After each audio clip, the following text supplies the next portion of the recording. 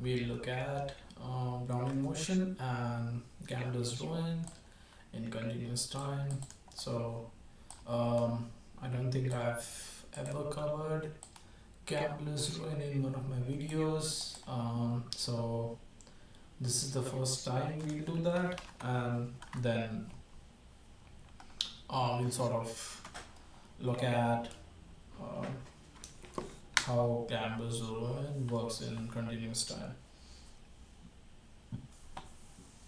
So, in this lecture, I provide more facts about Brownian motion. The best reference for this lecture is Ross's textbook or the book by S. Shreve for stochastic calculus. Um, so, what's the first fact that we need to know? Um, we need to know that Brownian motion as the continuous limit of rescale symmetric random walk. Basically, this means that Brownian motion is nothing but a symmetric random walk in a continuous time. The Brownian motion is a stochastic process in continuous time with a continuous state space. The set of outcomes of the Brownian motion, sigma, can be seen as the result of an infinite number of coin tosses, but the coin is infinitely fast in the continuous time limit. So basically, if we assume that there's a fair coin, its outcomes are random. So basically, if you are continuously and very quickly dropping a lot of coins or tossing a lot of coins, the path that the trajectory, if we assume that up is heads and downs is tails, the path that is made by it is a Brownian motion path, which basically says that it's a random path. We also recall that as a consequence of central limit theorem, the Brownian motion Wt equals Wt minus W naught is a randomly distributed process with mean 0 and variance t. Furthermore, all the increments Wtj plus 1 minus Wtj are normally distributed with mean 0 and variance Tj minus Tj plus 1 minus Tj. So this basically says that two increments between Brownian motions or any increment, any two Brownian motion increment in the same process are normally distributed with mean 0 and variance basically Tj plus 1 minus Tj, which is basically the standard variation.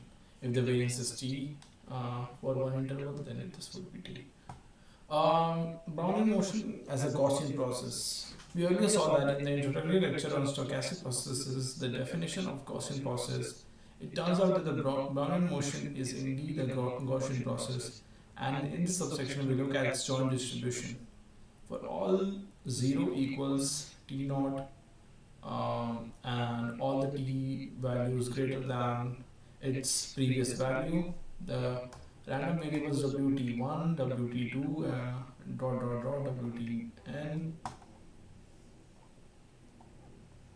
are jointly normally distributed. The joint distribution is characterized by the vector of its mean and its covariance matrix. The mean of each Wtj is 0, so expectation is 0.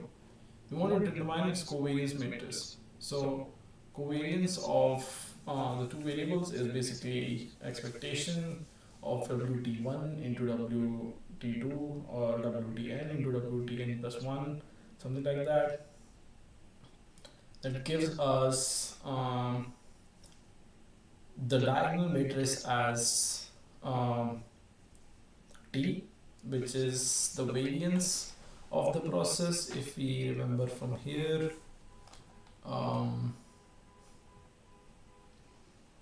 so for all T greater than S, we have EWS Wt equals EWS Wt minus Ws plus W square S. um, which is equal to, wait, yeah, okay, yeah, okay, yeah. Uh, well, okay, I think you can solve it, but basically to understand what's happening here, let me explain. Uh, yeah. So you must be wondering how this came to be. So basically, if this is the line, this is 0, this is S, this is T, um, this is WS, this is WS, WT minus S,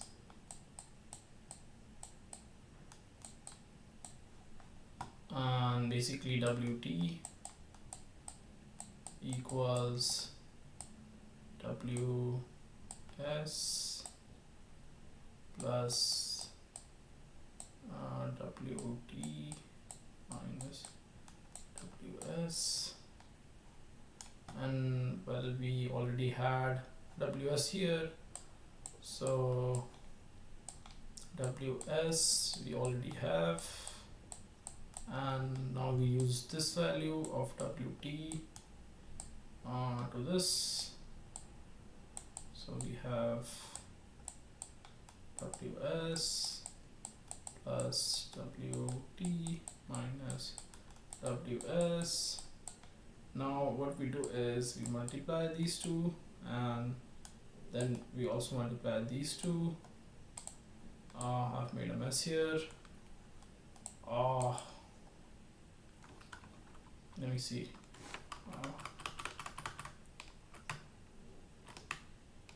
Yeah. So basically, that's how you get this. I think my explanation was pretty clear. Let me know in the comments if you did not understand that. Yeah, so you have this again from here, and basically what we did was, wait, how is W2S? What's the value of this? Oh, it's here. Okay, so WS into E of WT, WS, which is 0. Why is it 0? Because two distributions are,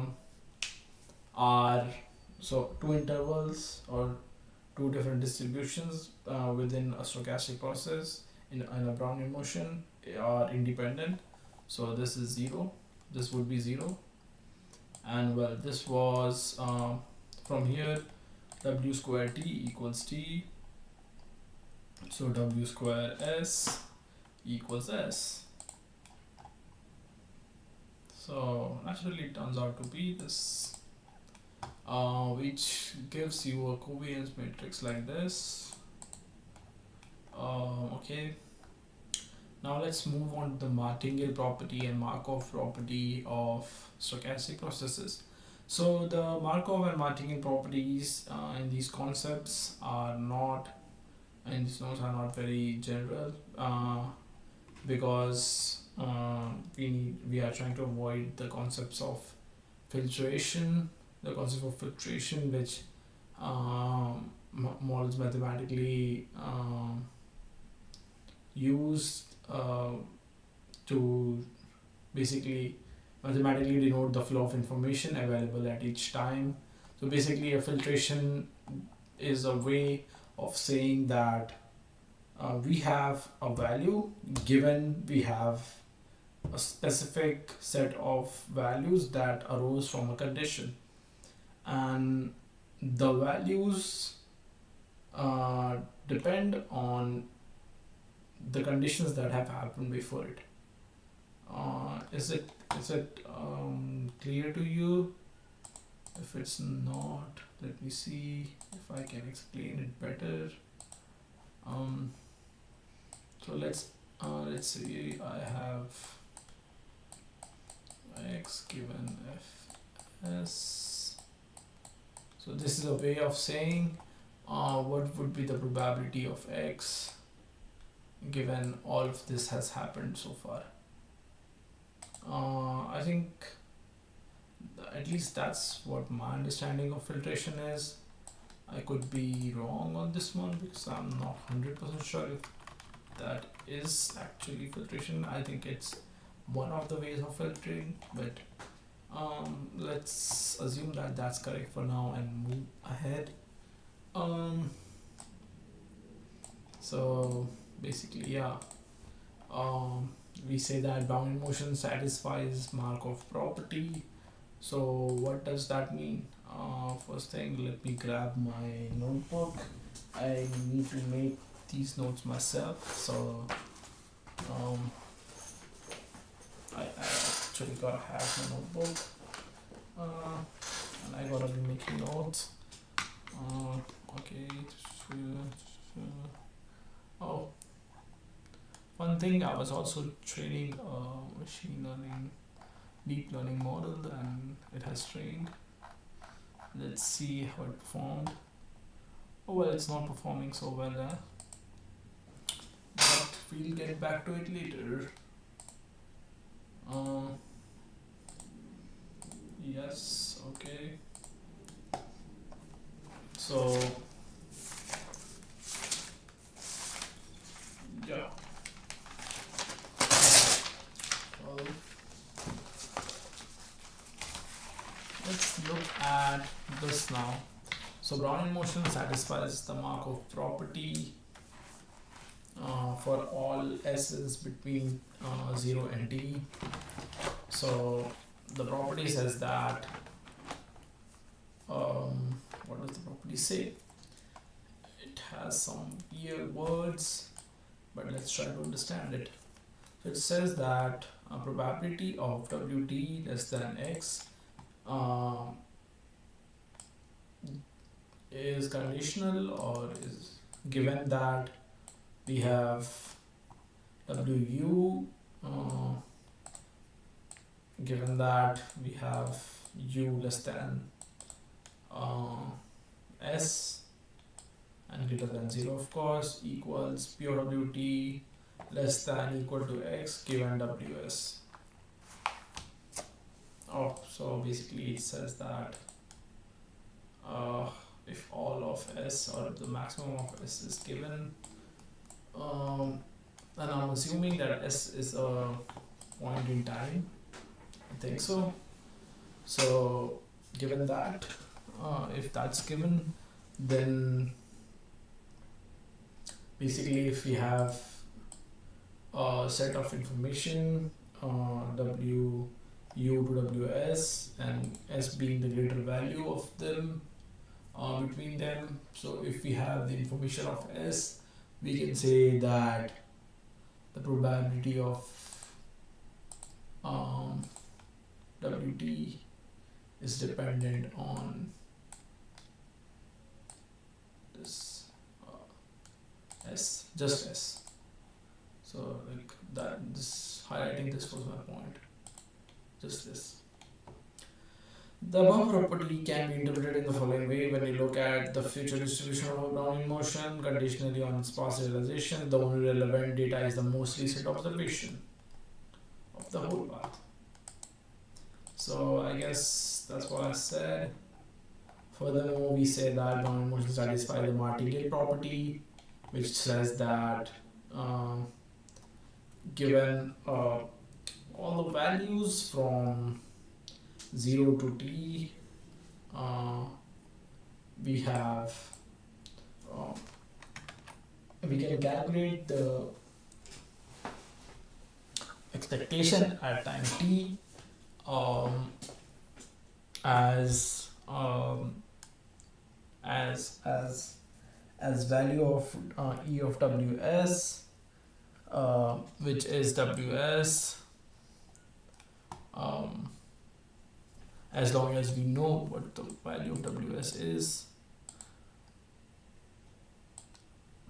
and it is less than t.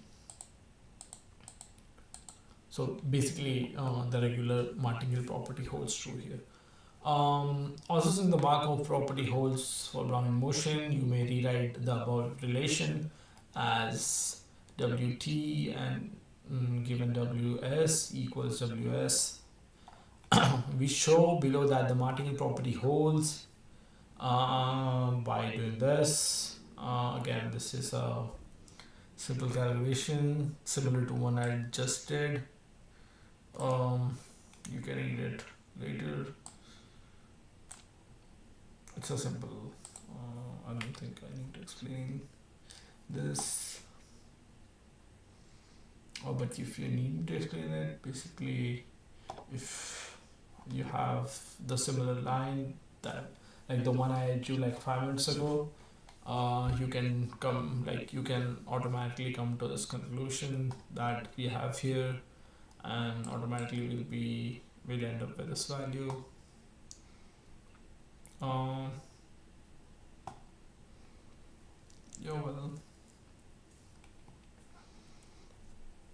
since Brownian motion is a Markovian process, it can be characterized alternatively by its initial condition W naught 0 equals 0. So this is crucial information. So Brownian motion, I'm adding to my notes two things. First thing was that Brownian motion is a martingale,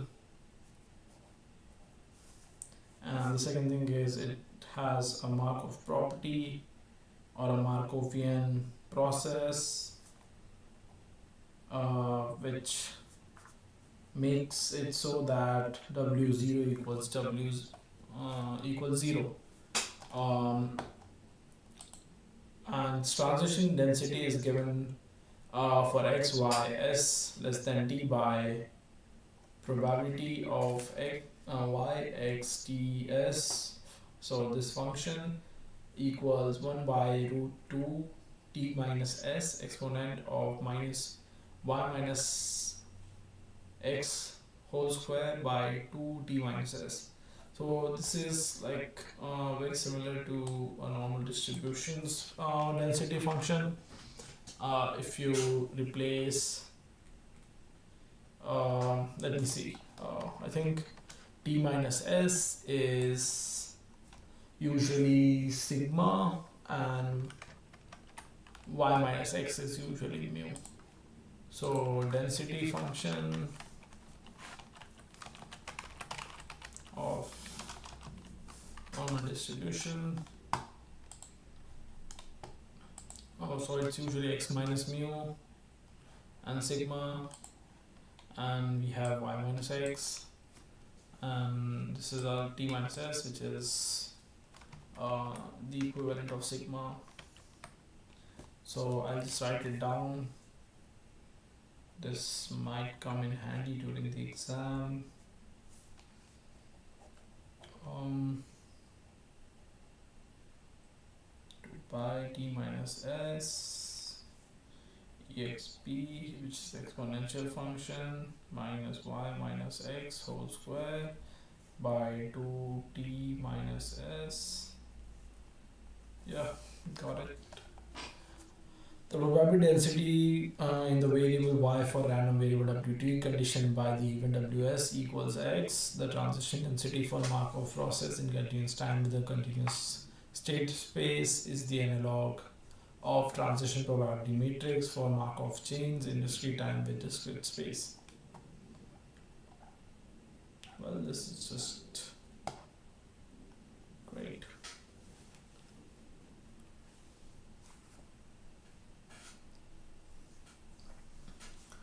On the regularity of Brownian motion, each sample path of Brownian motion WTW is a continuous function of time. It does not have jumps. However, the sample paths of Brownian motion cannot be differentiated with respect to time variable at any point.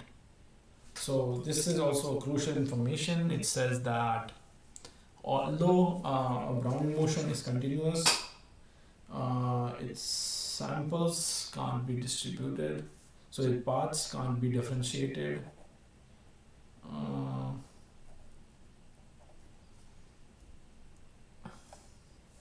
with respect to any variable at any point of time. Its derivative is non-continuous. The sample path of Brownian motion does not look smooth and curvy. It has kinks, just like I do.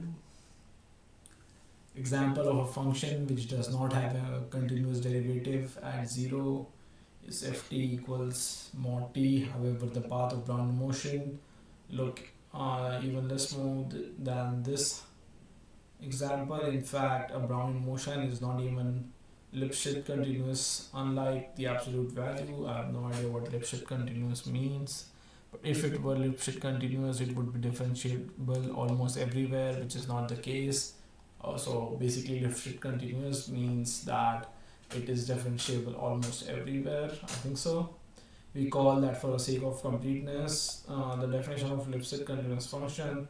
A continuous function f defined in the real line is said to be Lipschitz continuous function if there is a constant c such that for all x and y belongs to R, which is the set of real numbers. We have fx minus fy less than c x minus y.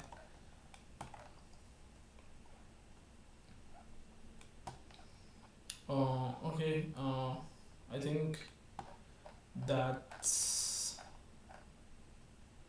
I think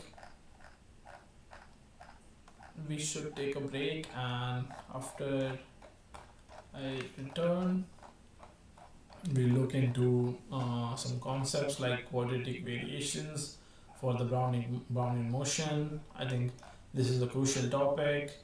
The hitting time, and then I think we'll look at geometric Brownian motion, which is the movement of an asset price, or the way to calculate the asset price. So yeah, let's take a 15-minute break and we'll come back soon. Thank you.